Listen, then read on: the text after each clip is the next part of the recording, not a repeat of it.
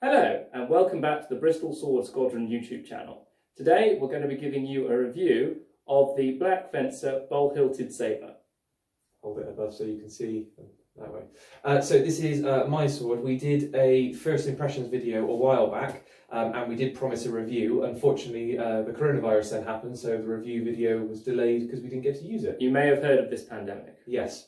Points to bring out. So if you watched the first impressions video, some of this will be a bit of a repeat. So apologies for that. But I would still say that this is a good sword for the price that it is, which is when I bought it was around £70. So I don't know if the price has been changed since then, but yeah, so I'd say for the money that you're spending, brilliant value. I've used it several times now in sparring and in drill. It does take a while to get used to, especially if you're used to training with rulings. The weight is considerably different. However, the positives are, from this one, it's a case of one, you get the hand protection, which I quite like.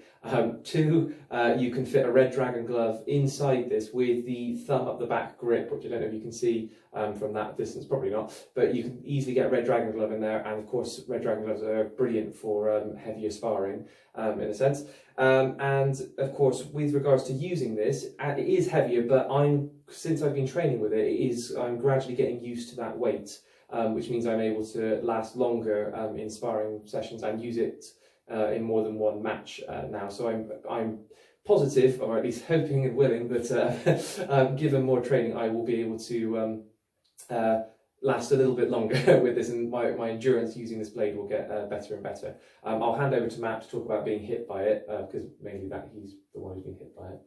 Yeah, so like pretty much all the Black Fencer products, it does hit with a fair degree of authority.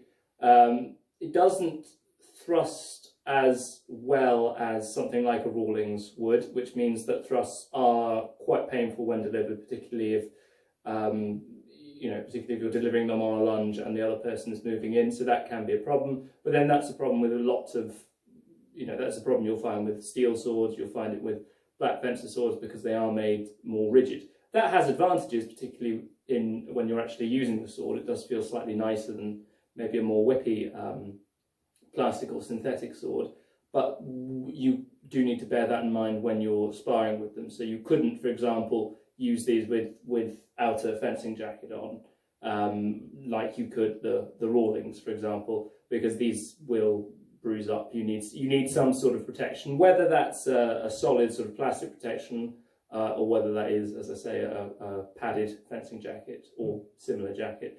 You need something along those lines. But all in all, I think it's pretty decent. I think whether it fills a niche or not is a different question, because we're as I say, to use this, you pretty much need the equipment you would need to spar with a steel.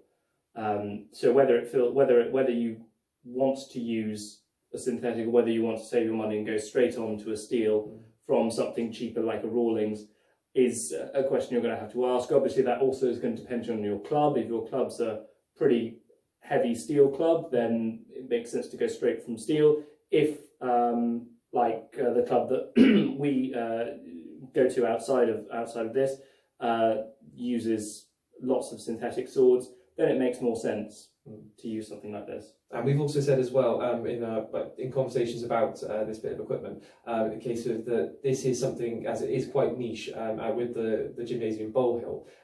Don't get it if you're wanting a basket hilt. Don't think of it as a happy medium between the sabre, like the normal infantry sabre you get on Black Fencer, and the basket hilt that you get on Black Fencer. I would say from using the basket hilt, which Matt has reviewed, and there's a video just below somewhere, one of our links will be there, because Matt's used that and I've used that as well. It's definitely a very different sort of sword. This one does offer more hand protection, of course, in the infantry. However, it's not as much as the basket hilt, because that envelops the entire hand. So I would say that if you want a basket hilt, go for a basket hilt. If you want a sabre, go for a sabre. Don't think this one is the happy medium, because I wouldn't say that it is really with that one. But yeah. It's also worth noting, of course, this comes in at about 950 grams, which is sort of on the heavier end for British military sabres, particularly infantry sabres. That's obviously because it's got quite a thick blade, which you need in a synthetic. But that is something to bear in mind if you're used to using Rawlings, or if you drill with originals, which I do on occasion. It is noticeably heavier, and it does feel slightly different in the hand. So those are some things you need to keep in consideration when you're looking for a product. Obviously, this isn't a flagship Black Fencer product like the infantry officer sabre, the Napoleonic one, or something like their side sword. This is very much a I would say niche, because lots of people do Victorian military sabre, but I suppose for Black Fencer, this isn't one of their best-selling products, so it isn't as constantly updated as some of the others are. So that's something to bear in mind.